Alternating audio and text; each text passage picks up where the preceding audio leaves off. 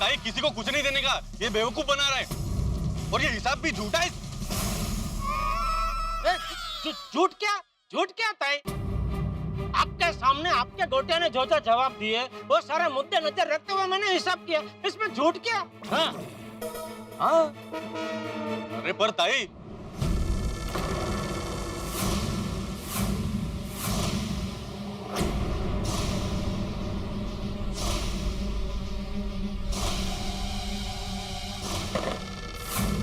अपना ही सिक्का खोटा है, किसी से क्या हिसाब मांगना।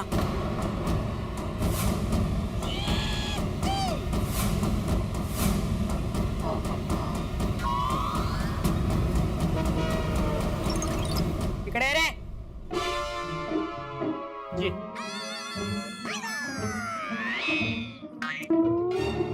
कोटिया, कोटिया मम्मी तुझे बुला रही। कोटिया, मैंने तुझे पढ़ने के लिए मास्टर के पास भेजा था तो तू गुठली मार के खेलने के लिए जाता था। हर काम हमेशा तू अपने मोबाइल में ही रहता था। मास्टर तुझे पढ़ाते थे, होमवर्क देते थे कि नहीं? तो तूने होमवर्क कभी नहीं किया? तेरे को मास्टर ने बोला था ना, ये जो भी तेरे विषय है उसमें तू कमजोर है, उस पे ज्यादा ध्यान दे, बोला था ना? तूने वो ध्यान भी नहीं दिया।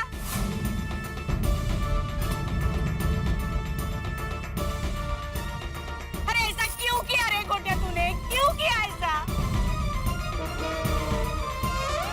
कौन सी कमी छोड़ी थी मैंने, बोल। ताई, आपने अपने बेटे को हर चीज इतनी आसानी से दे दी कि उसे किसी भी चीज की कीमत समझ नहीं आई। हाँ अपनी पढ़ाई की भी नहीं। सही बात है। और मंगू ताई, ये सिर्फ आपकी समस्या नहीं, देश के कई सारे माँ बापों की ये समस्या है। वो बच्चों को ऐसे कुछ भी दे देते हैं और फिर बाद में पछताते हैं। हाँ मंगूताई, ये समस्या सिर्फ गोटिया की नहीं है, देश के लाखों करोड़ों बच्चों की है। उन्हें बिना मांगे सब कुछ मिल जाता है तो उन्हें एहसास ही नहीं होता कि माँ बाप ने कितने संघर्षों से उन्हें ये सब चीजें मुहैया कराई है। और रही सही कसर इस मोबाइल फोन ने पूरी कर दी है। अरे बच्चों की एकाग्रता रहेगी कैसे, ध्यान तो उसमें रहता है। और मैं गोटिया तुमसे ही नहीं सारे बच्चों से कहना चाहता हूँ भाई, इस मोबाइल फोन और सोशल मीडिया से जितना दूर रह सकते हो रहो। आपकी पढ़ाई के लिए, आपके भविष्य के लिए जरूरी है। और मंगूताई, इस समस्या का सामना माँ बाप और शिक्षक दोनों को मिलकर करना होगा। एक दूसरे को दोष देके कोई फायदा नहीं होगा। सही बात है। और गोटिया बेटा, इस मामले में विद्यार्थियों की खुद की भी जिम्मेदारी होती है। माने कि तुम बच्चे हो, लेकिन अपने माँ बाप के प्रति, अपने शिक्षक के प्रति, अपने देश के प्रति तुम्हारी कोई जिम्मेदारी है। तुम्हें उन जिम्मेदारियों को समझना होगा और उसका पालन करना ही पड़ेगा।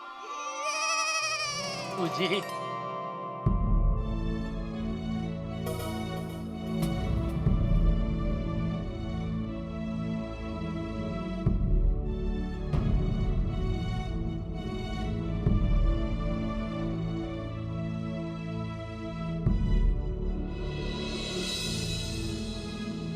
आई एम सॉरी सर,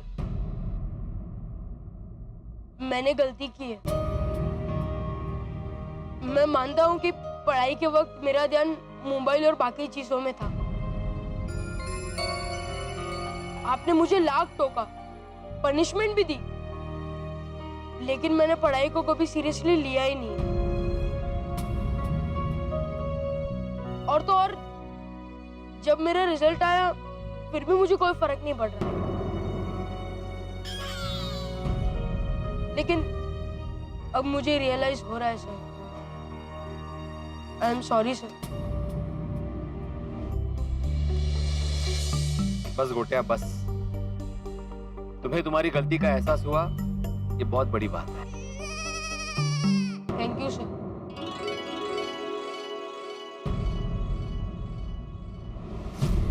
मैं अगली परीक्षा में बहुत मेहनत करूंगा और अच्छे नंबर लेके आऊंगा। तब आप गर्व से कह पाएंगे कि ये ये मंगूताई मच्छी वाले का बेटा गोटिया है।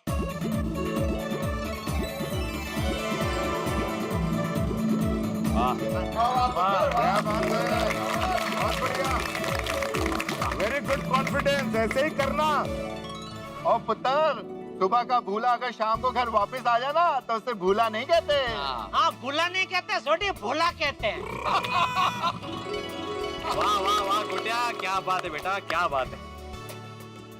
आज पहली बार मुझे ये कहने का मन हो रहा है कि I am proud of you. और मंगूताई जी, मैं अपनी ओर से और एक बात कहना चाहता हूँ। गोटिया की 10वीं की रिपीट एग्जाम के लिए उसे मैं ही पढ़ाऊंगा और मैं कोई फीस चार्ज नहीं करूंगा।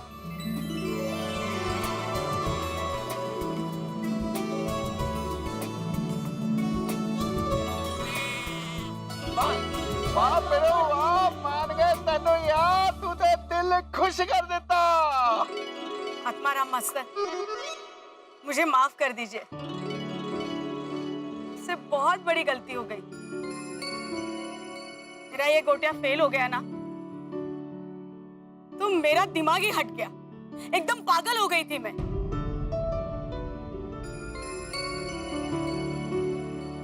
डॉक्टर साहब, पत्रकार जी, बहनों, कांदा पोहे बहिनी, चाचा जी और मुनीम जी, आप सब मुझे माफ कर दो। मैंने आप सब लोगों को बहुत भला बुरा कहा है, मुझे सच में खरच मुझे माफ कर दो।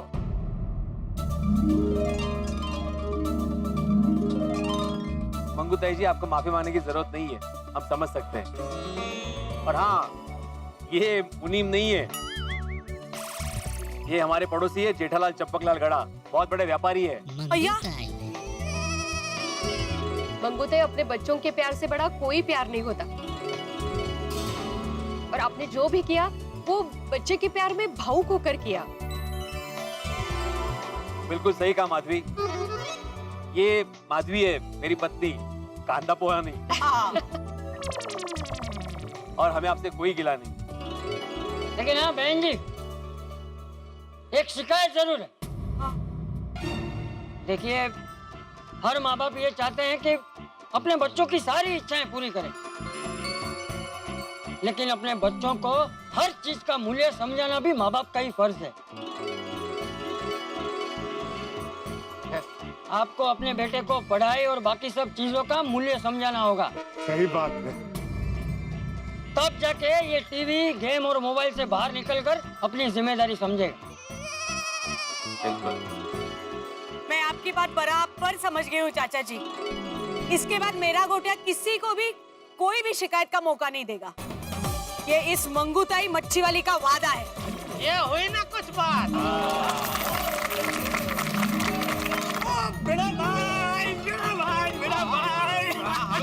मुबारक हो।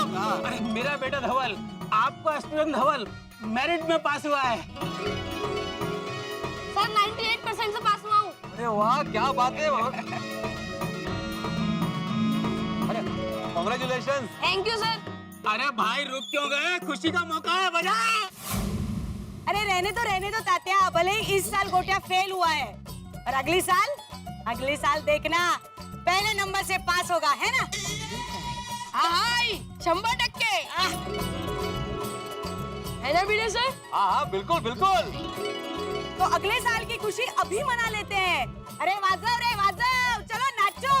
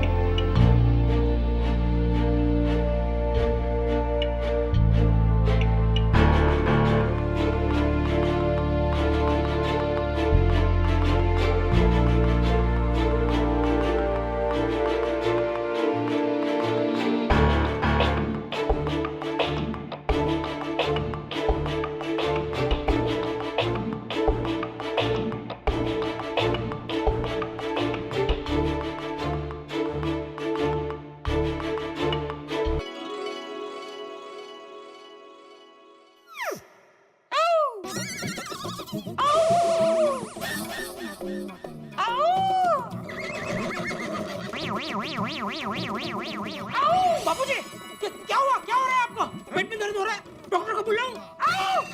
क्या क्या हो क्या? डब्बू, एक काम करो, जल्दी आती अंकल को बुला, जा जल्दी। आप बैठिए बाबूजी, आप बैठिए। क्या हो रहा है आपको? अरे मुझे गुस्सा आ रहा है। किस पे? तुझ पे। मैंने क्या किया? अरे मैं डांस की प्रैक्टिस कर रहा था, तूने उसमें खलल पहुंचाई।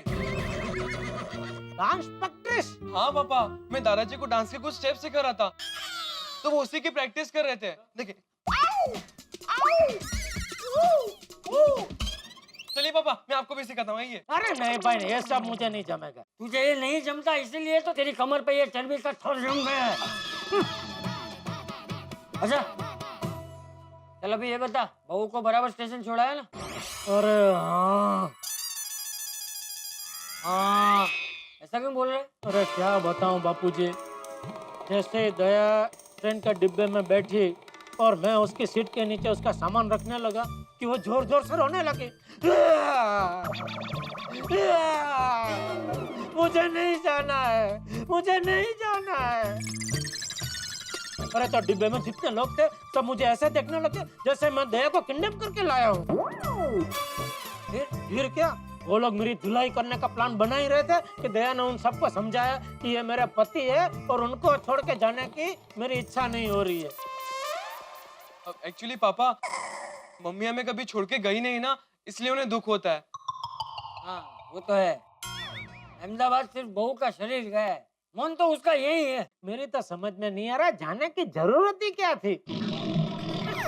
सहेली के मामा की बेटी की शादी। अरे सहेली की शादी है तो बात समझ में आती है कि जाना चाहिए, लेकिन सहेली के मामा की बेटी की शादी में कौन जाता है? इतना दूर का रिश्ता निभाने का वेवला वेड़ा दया ही कर सकती। अरे जेठिया, बहू एकदम सही कर रही है। अरे आज के जमाने में रिश्ते ही निभाने की जरूरत है, क्योंकि रिश्तों से ही समाज बनता है। और समाज बनाकर रखना है तो इन रिश्तों को निभाना बहुत जरूरी है जेठिया। तो जब से ये मोबाइल आया है, गरीब के लोग भी दूर होने लगे। मैं कहाँ आपसे दूर हो गया हूँ बापूजी? अरे तेरी बात नहीं कर रहा हूँ जेठिया, आजकल जो घर घर में हो रहा है उसकी बात कर रहा हूँ। अभी सबके घर की पंचायत हम क्यों करें? हैं? क्या क्या बोला?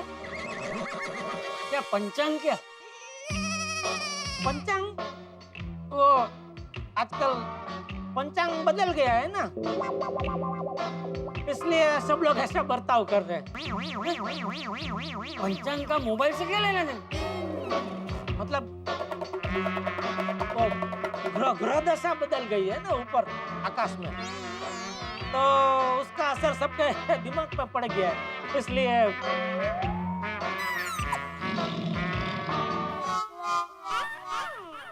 अरे दादाजी, पापा हमें डांस की प्रैक्टिस की बात कर रहे हैं और अब बात को कहाँ ले गए?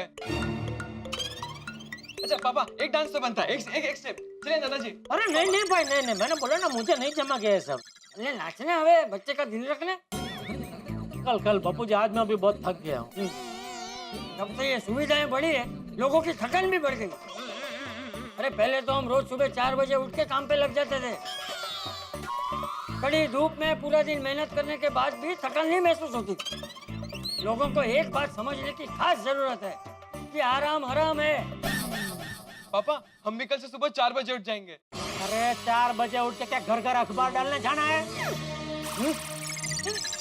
आपकी बात बरोबर है बापूजी कि आराम हराम है, लेकिन क्या आजकल तो डॉक्टर लोग भी बोलते हैं क्या कि स्वस्थ रहने के लिए जितनी कसरत जरूरी है उतना ही पूर्ता आराम करना भी जरूरी है। ये पूर्ता आराम करने के लिए पहले पूर्ति कसरत तो कर।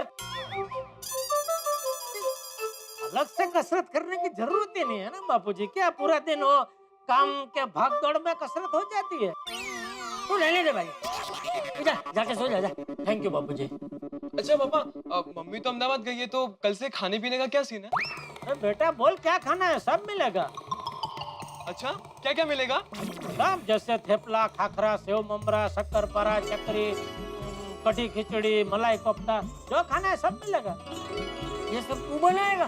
नहीं, वो थेपला, खाखरा, सेव ममरा वगैरह तो दया रख के गई है, और बाकी सब होटल से मंगा लेंगे। और अगर होटल का नहीं जमा तो हमारी सोसाइटी में सब तरह के पड़ोसी है, बंगाली, पंजाबी, मराठी, दक्षिणी, है? जो खाना चाहिए सोसाइटी में ही मिल जाएगा। हाँ वो तो है। तो बेटा जो चाहिए बिंदास बोलना, सब मिल जाएगा। हाँ चलो अभी जरा सो जाए। हाँ ठीक है भाई, ठीक है। चल डबुड़ा, अभी प्रैक्टिस कल करेंगे, हाँ? अभी सो जाते हैं। हाँ ठीक है शुभ रात्रि दादाजी। बापू। हाँ बाय पापा, गुड नाइट। हाँ ओके, शुभ रात्रि।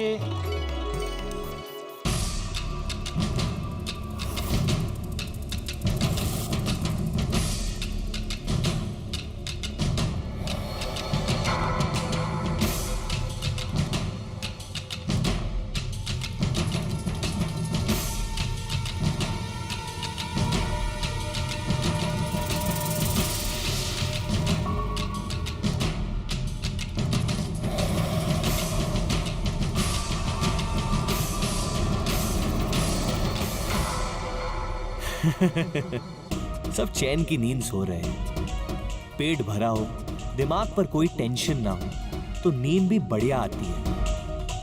ऊपर से गोकुलधाम के निवासी हमेशा हंसते हंसाते रहते हैं। इनको तो टेंशन देना पड़ेगा, तभी मजा आएगा, धूम मचेगी। गोकुलधाम सोसाइटी मिनी इंडिया है, मिनी इंडिया। जिस तरह यहाँ हंसी का फूल खिलता है ना, तो खुशबू सारे देश में फैलती है। उसी तरह यहाँ टेंशन दूंगा ना, वो भी सारे देश में फैलेगा।